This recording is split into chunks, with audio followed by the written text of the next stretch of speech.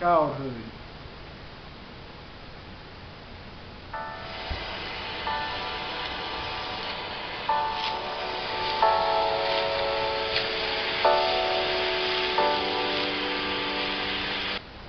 It's a wonderful, magical time. Innocence, carefree. The biggest worry you have is if you're gonna make it to the ice cream truck on time. There's nothing to worry about. Even when you're out of when you go to school, you don't expect it to continue. You go to school, you meet your friends,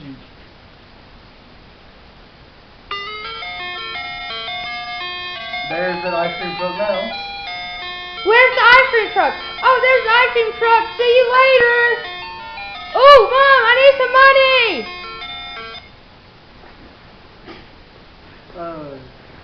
So when you go to school, you don't expect that innocence and the carefree, or at least when you start school, you don't expect that to go away.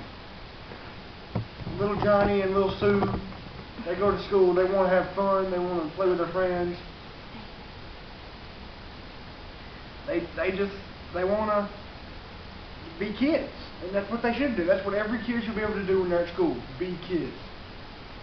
But in certain cases, in fact, it's getting more and more common, people can't be kids when they're at school. They can't just let their guard down and be kids, because there's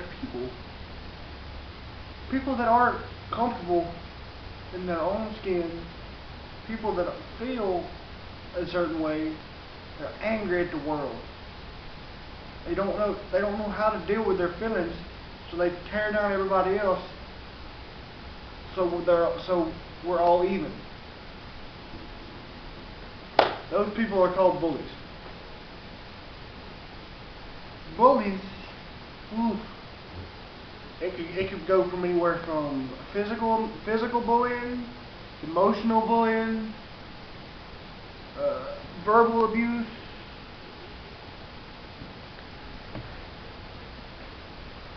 I'm going to go into a story about bullying that I've experienced in my lifetime. It's going to be a series, but I'm going to go into my story first. Chris is going to have his. The names that we use in these stories, we're altering them for the people's privacy and their protection. Okay, so I don't think I had an issue when I first started school. It was like first few times at elementary school, I had people ask questions in a snarky way, and I would answer the questions just right.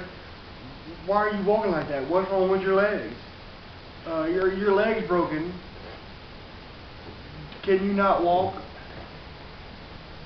And then even when you get into high school, the questions get more personal. How do you piss? Can you have sex?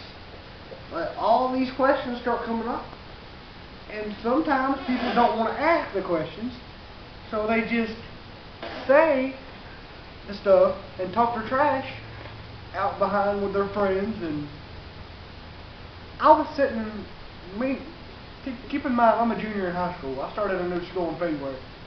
I was sitting at a table and eating my lunch, doing whatever I was doing. I forgot what they were eating that day.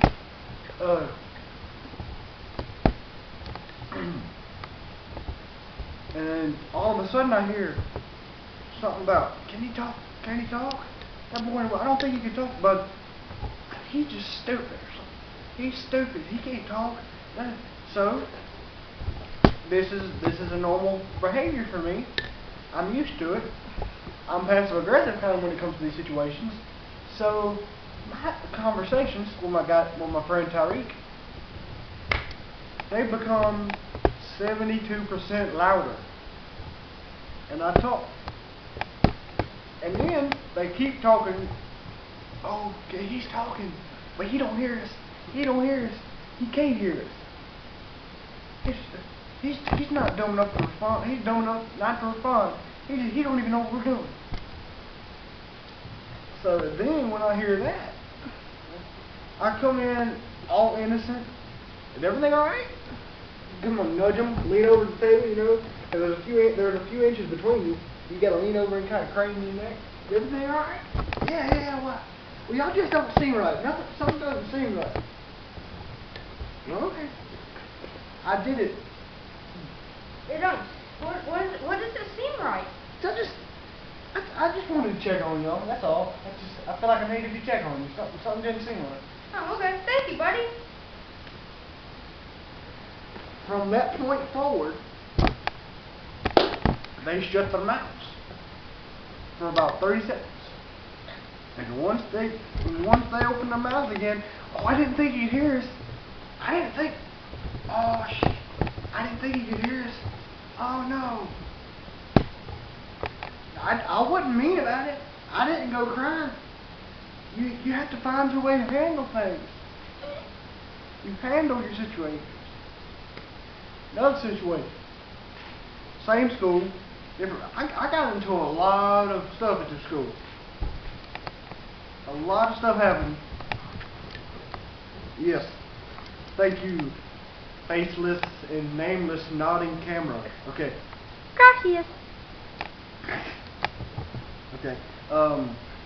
I was sitting in the class. I was doing a lot of my work online. I was sitting in the computer lab all day. In fact, I'm gonna say all of my work is done online. And I was sitting there in the class, and some guy comes up to me, big stocky dude. Let's call him Scott. Mr. Mean Scott. Yes, Mr. Mean Scott. Scott decided he was going to come up to me and ask me, or tell me, he didn't really ask. He said, I could whoop your ass and you couldn't do nothing about it. And I was like, I highly doubt that, but I wish you'd insert expletive here, try. Yes, he said try. I said try. And I'm not doing this to sound all big and macho. I'm not at all. I'm doing this to let this man know, to let Scott know he's not going to walk over me, and I'm not going to let him treat me like he was treating me. So he said, and I don't know what happened, because I was sitting in my wheelchair at the time, and he says, can you get out of your wheelchair? And I said, yeah, there ain't nothing holding me in this wheelchair. He said, I could put a dowel rod right between your legs. I said, there ain't nothing holding me in this wheelchair. So I got out of the chair. He don't back down. I do what I gotta do. I don't care who sees what I'm doing. I get out of the chair, get on the floor, and this man looked at me and says, great, but you're crawling. And I said, you asked me if I could get out of the chair, not if I could walk. I mean, he has a point. He did ask if he could get out the chair. Later, at that point, he kept messing with me, like, you're going. It's to the point I think he wants to fight him. I wanted to. That's a fair observation. I wanted to fight him, and I was going to fight him, but something, I've never had a problem at school, nothing like that. Something in the back of my head was like, your discipline record is not worth this poser. It's not worth this idiot. I promise you. And it ended up not being worth it. I had to verbally joust him and put him down and put him in his place. Fast forward a couple of weeks, we're sitting in the office. I was going to the counselor's office or something for my next year's classes. The guy's sitting there doing his online courses at the office, in the computer in there. And I said, Scott, what do you do? And he said, I choke slammed somebody in the bathroom over $40. Oh, hold up. Let me rephrase that. He choke slammed a freshman in the bathroom over $40. So I was like, And the counselor looked at me and said, I know, he's an idiot. Tell him he's an idiot. And I go, yeah, I hate to break to you, Scott, but that is the definition of idiocy.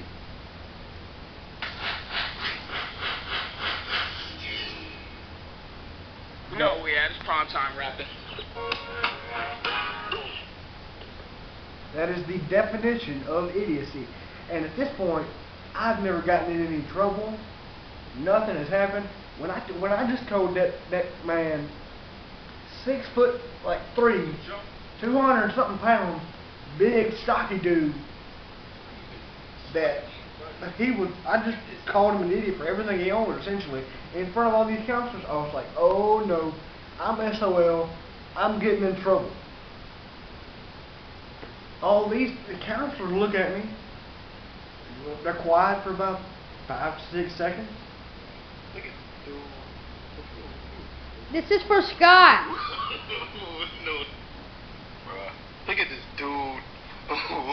Wait till you see the. No.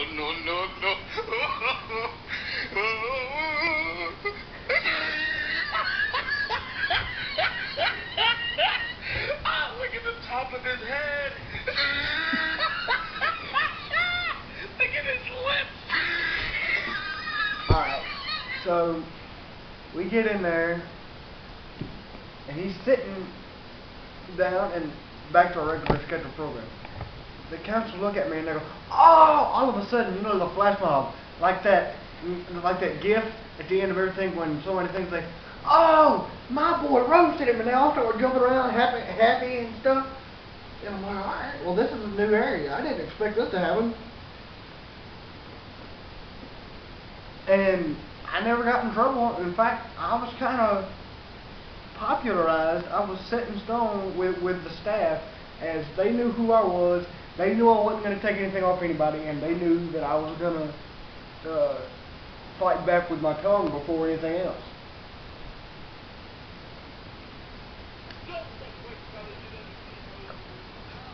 And okay, I know I'm fast forwarding a lot, but this story has a lot of layers.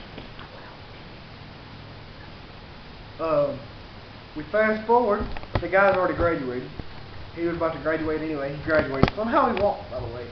Weird, but somehow he walked. After doing that and all these other things, he walked. How? He should not have been able to walk. I don't know, but he did. He should have been held back.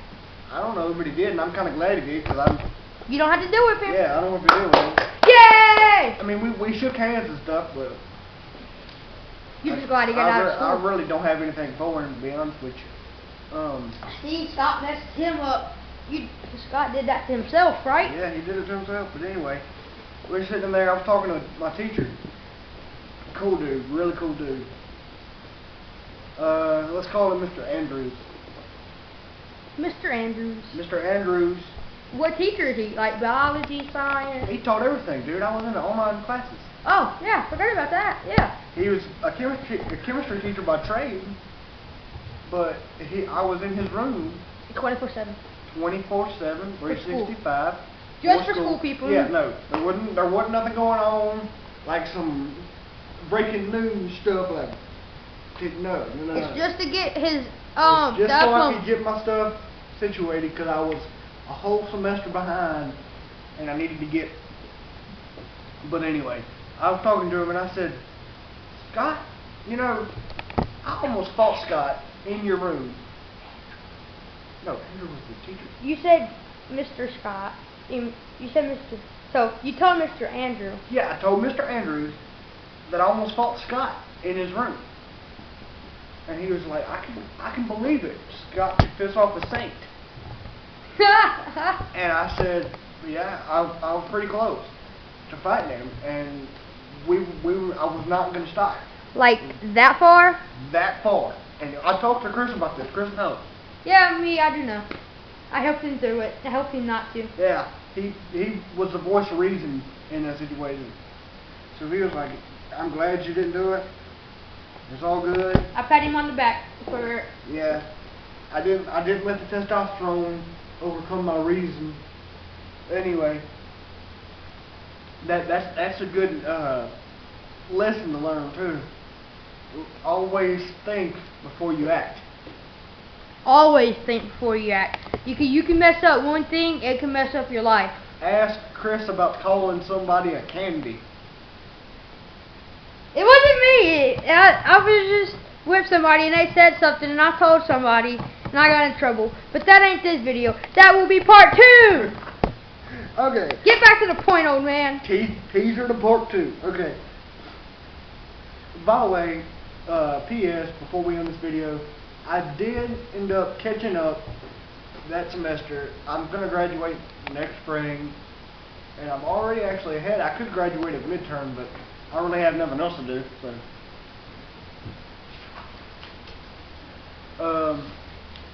at this moment, I'm just living my life.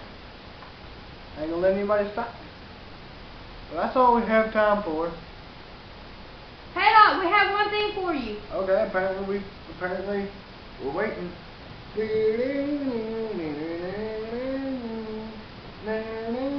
you're in the chair, we're not gonna make you get up and walk. But happy graduation! I know I spelled diploma wrong, but take your bug shot. My God, I hadn't even graduated yet, homie. Well, it's just before. That's his diploma or fake diploma. Premature fake diploma. By the way, if anybody's waiting to graduate, if you're like of graduation age or close, they don't give you your actual diploma. They don't give it to you. They give you an empty like file folder. They do? Yes, they don't. Or maybe if it's not empty, they put like a piece of regular copy paper in it. You want to know why they do that? So they don't get the diplomas mixed up? No. So if you act stupid, if you act a nut at graduation, you can't graduate. That is so smart. Yep. They don't So give if you you act actual like a diploma, nut, you don't graduate. So you are technically still a high school student for that amount of time, and they will in some circumstances they'll mail you your diplomas. In others, they will make you come by the school and pick them up. Anyway, I'm rambling. Hold up, before that, so right when they're not a high school student no more, right when they throw the tassel across the other way, right? After they flip their tassel? Well, probably when they leave the building, because then you could get criminal charges put up against you if you call too much of a hell. Oh, yeah. Well, I'm done talking, and now let's go back to Nick, and I'm done. Alright, well, that was the end of the video. See you next time. Wait a minute.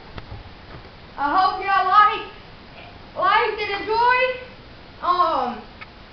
Subscribe, turn the notifications on so you know when we post. Wednesdays, Fridays, and Saturdays, we'll surprise you. And when Saturday comes, we'll tell you what we'll do every Saturday. Thank y'all for joining.